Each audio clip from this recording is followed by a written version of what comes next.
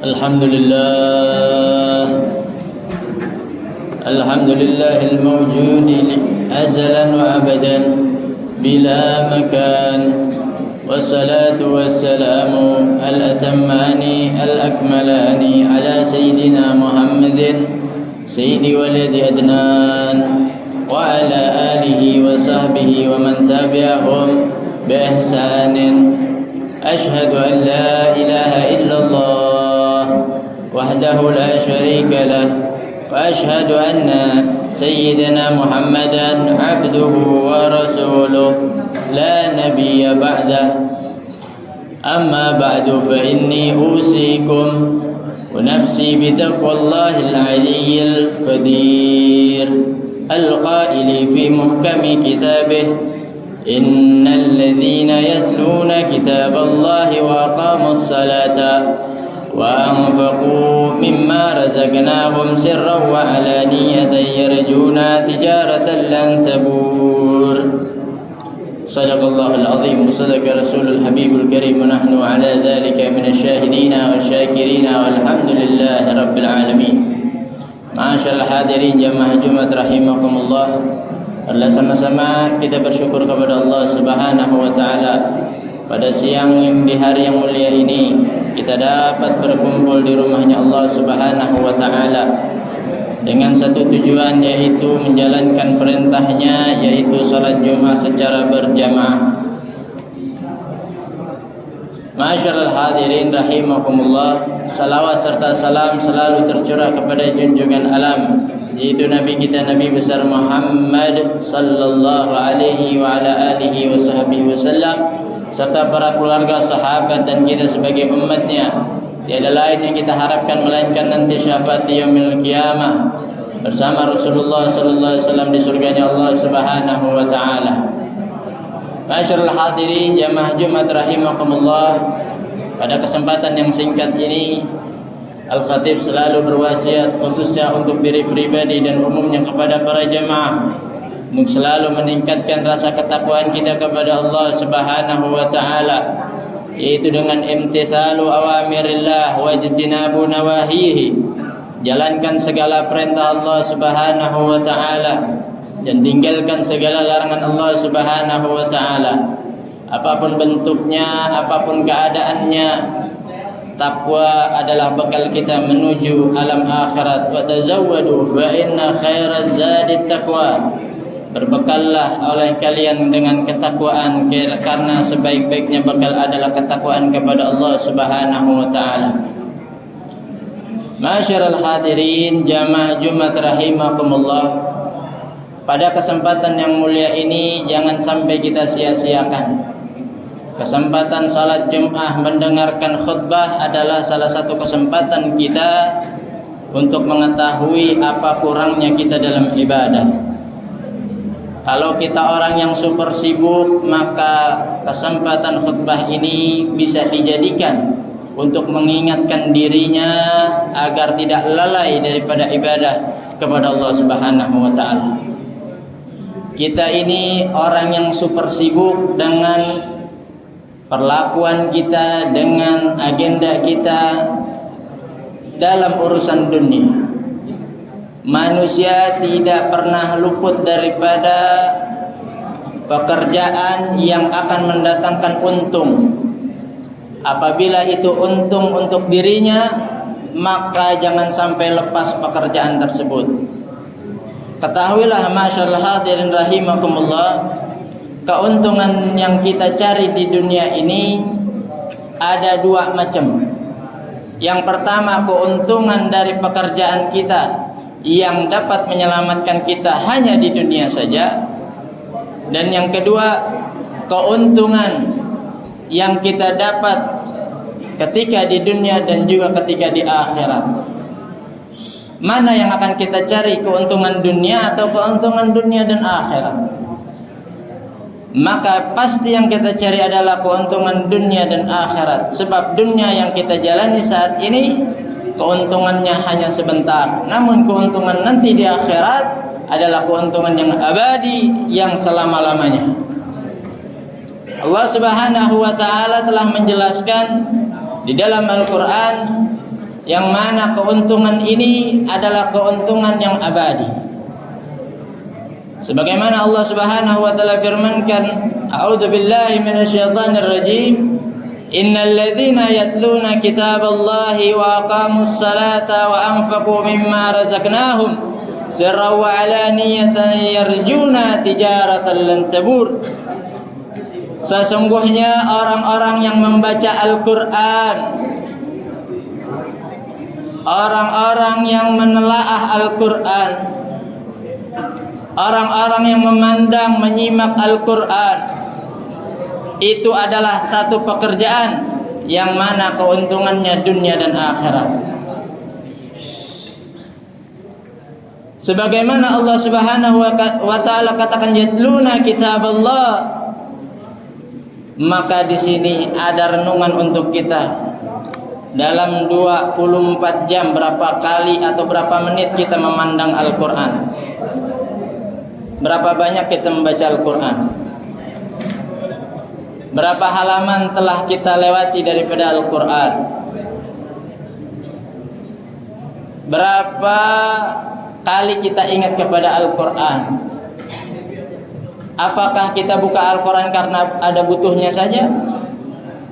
Apakah karena kita malu tidak bisa baca Al-Quran lalu buka Al-Quran? Apakah karena ada yang kesurupan lalu buka Al-Quran? Apakah ketika ada orang yang tidak sadar lalu dibacakan Al-Quran? Apakah ketika orang tua kita mati lalu baru buka Al-Quran? Maka ini adalah satu kerugian bagi kita kalau kita hanya pada satu saat saja membuka Al-Quran. Padahal Allah Subhanahu wa taala telah mengatakan orang yang membaca Al-Quran mereka adalah orang yang mendapatkan keuntungan yang besar dunia dan akhirat. Sebagaimana Nabi mengatakan, la aqul alif lam mim harfun bal alifun harfun wal lam harfun wal mim harfun wal harfu lahu hasanah wal hasanatu bi asyri amsalha. Ketahuilah masyaallah hadirin rahimakumullah, dalam Al-Qur'an itu satu hurufnya adalah satu kebaikan. Nabi tidak mengatakan alif lam mim itu satu huruf, tidak, tapi alif satu huruf, lam satu huruf, dan mim satu huruf. Maka dalam alif lam mim ada 3 huruf, maka ada 3 kebaikan. Satu kebaikannya Allah lipat ganda menjadi 10 kebaikan. Maka dalam satu ayat alif lam mim ada 30 kebaikan. Bacaan mana yang bisa menandingi daripada bacaan Al-Quran pahalanya? Lalu yang kedua, keuntungan dunia wal akhirah yang apabila kita kerjakan kita akan mendapatkannya adalah wa aqamus shalah. Jalanin sholat. Kita hanya terkadang ini hanya melakukan yang sholatnya ingat saja. Berapa banyak dari kita yang ngerjainnya hanya ketika di kantor saja, ketika di sekolah saja. Namun di rumah, apakah kita ngerjain sholat? Ketika kita lagi di luar, apakah kita ngerjain sholat? Ketika kita senang, apakah kita ngerjain sholat? Lagi susah, apapun keadaannya, ibadah sholat adalah ibadah yang paling mulia. Kenapa? Karena diceritakan di dalam satu hadis, sholat adalah perlakuan, kelakuan yang dilakukan oleh para malaikat. Allah ciptakan malaikat, ada yang berdiri, ada yang ruku, ada yang sujud, ada yang duduk di antara 2 sujud. Namun ketika syariat Nabi Muhammad SAW diturunkan, semua gerakan para malaikat dikumpulkan dalam satu gerakan yang namanya sholat. Maka yang kita lakukan saat ini adalah gerakan di mana para malaikat mereka tidak pernah berubah daripada gerakannya sampai Allah Ta'ala perintahkan untuk berubah. Saking mulianya salat ini, Nabi mengabarkan bahwasanya as-salah ila salah kafaratun lima bainahuma idza tunibatil kaba'ir.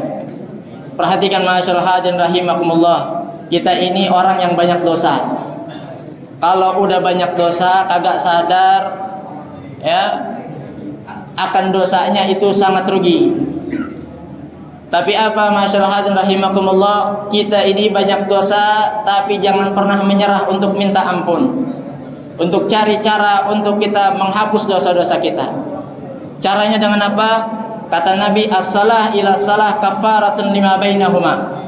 Salat kepada salat yang akan datang adalah penghapus dosa di antara keduanya. Ketika kita salat subuh, maka menuju salat zuhur, itu adalah ampunan dosa yang Allah Subhanahu wa taala ampuni untuk kita. Begitu seterusnya, selama sehari semalam kalau kita mengerjakan salat yang 5 waktu, maka tiada dosa yang tersisa bagi mereka yang mendirikan salat, selama ia menjauhi daripada dosa-dosa besar. Apabila ia melakukan dosa yang besar, maka tidak cukup dengan melakukan salat 5 waktu saja, akan tetapi ia harus bertaubat kepada Allah Subhanahu wa taala. Lalu yang terakhir, yang ketiga, keuntungan dunia wal akhirah yang akan kita dapatkan kalau kita kerjakan. Wa anfaqu mimma razaqnahum sirran wa alaniyah. Mengeluarkan, mensedekahkan apa yang telah Allah Subhanahu wa taala rezekikan kepada kita secara sirran, diam-diam, wa alaniyah, dan secara terang-terangan. Ini adalah satu amalan yang kalau kita kerjakan, maka Allah Subhanahu wa taala sebagaimana dalam hadis Nabi, as-sadaqatu tasuddu sab'ina baban minal bala. Siapa orang yang bersedekah, maka Allah Subhanahu wa taala akan tutup baginya 70 pintu daripada musibah. Siapa yang ingin terhindar dari musibah, siapa yang ingin terhindar dari malapetaka, maka ini adalah obatnya, ini adalah perisainya daripada segala bala, yaitu bersedekah. Dan yang satu lagi, sebagaimana Nabi mengatakan, sadaqatu sirri tatfi'u ghadabar rabbi. Sedekah secara diam-diam dapat menghilangkan murka, azab dari Allah Subhanahu wa taala. Maka dari itu, masyaallah hadirin rahimakumullah, sedekah itu tidak harus banyak. Sedekah itu tidak harus bagus, sedekah itu tidak harus setiap saat. Namun sedekah harus dimulai daripada yang kecil sebelum yang besar, dari mulai yang biasa sampai yang paling bagus, sehingga sedekah akan terasa ringan untuk kita kerjakan. Mudah-mudahan Allah Subhanahu wa taala memudahkan kita untuk mengamalkan segala apa perintah Allah Subhanahu wa taala. Terkhusus mudah-mudahan Allah Subhanahu wa taala mudahkan kita untuk membaca daripada Al-Qur'an, untuk mengamalkan daripada Al-Qur'an, untuk mengerjakan daripada salat, mendirikan salat, menjaga daripada salat kita, dan juga Allah Subhanahu wa taala mudahkan kita untuk bersedekah. Amin ya rabbal alamin. Dan mudah-mudahan kita mendapatkan daripada rezeki yang halal, yang barakah untuk ibadah kepada Allah Subhanahu wa taala, dan Allah Subhanahu wa taala matikan kita semua dalam keadaan husnul khatimah, mengucap la ilaha illallah Muhammadur Rasulullah sallallahu alaihi wasallam. A'udzu billahi minasyaitonir rajim. Bismillahirrahmanirrahim. Wal 'asr innal insana lafi khusr illa alladhina amanu wa 'amilus salihati wa tawassaw bil haqqi wa tawassaw bis sabr. Aqulu qawli hadha wa astaghfirullaha li wa lakum wa lisairil muslimina wal muslimat fastaghfiruhu innahu wal ghafurur rahim. Allahumma shalli wa sallim ala sayyidina Muhammad wa ala سيدنا محمد اللهم صل وبارك على حتى لا نقول يا ليت. الحمد لله وكفى وصلي وسلم على سيدنا محمد المصطفى وعلى آله وصحبه أهل الوفاء. أشهد أن لا إله إلا الله وحده لا شريك له وأشهد أن سيدنا محمدا عبده ورسوله. أما بعد فيا أيها المسلمون أوصيكم ونفسي بتقوى الله العلي العظيم واعلموا أن الله أمركم بأمر عظيم، أمركم بالصلاة والسلام على نبيه الكريم، فقال إن الله وملائكته يصلون على النبي يا أيها الذين آمنوا صلوا عليه وسلموا تسليما. اللهم صل على سيدنا محمد وعلى آل سيدنا محمد كما صليت على سيدنا إبراهيم وعلى آل سيدنا إبراهيم وبارك على سيدنا محمد وعلى آل سيدنا محمد كما باركت على سيدنا إبراهيم وعلى آل سيدنا إبراهيم في العالمين إنك حميد مجيد. وارض اللهم عن الخلفاء الراشدين أبي بكر وعمر وعثمان وعلي وعن الستة المتممين للعشرة الكرام وعن التابعين وتابع التابعين ومن تبعهم بإحسان إلى يوم الدين وعلينا معهم وفيهم برحمتك يا أرحم الراحمين. اللهم اغفر للمسلمين والمسلمات والمؤمنين والمؤمنات الأحياء منهم والأموات إنك سميع قريب مجيب الدعوات ويا قاضي الحاجات ويا غافر الذنوب والخطيئات.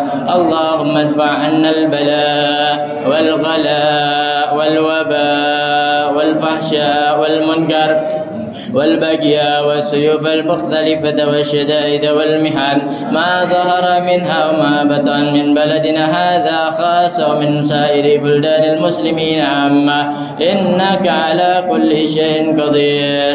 ربنا ظلمنا أنفسنا وإن لم تغفر لنا وترحمنا لنكونن من الخاسرين. ربنا آتنا في الدنيا حسنة وفي الآخرة حسنة وقنا عذاب النار. وصلى الله على سيدنا محمد بالأمي وعلى آله وصحبه وسلم والحمد لله رب العالمين.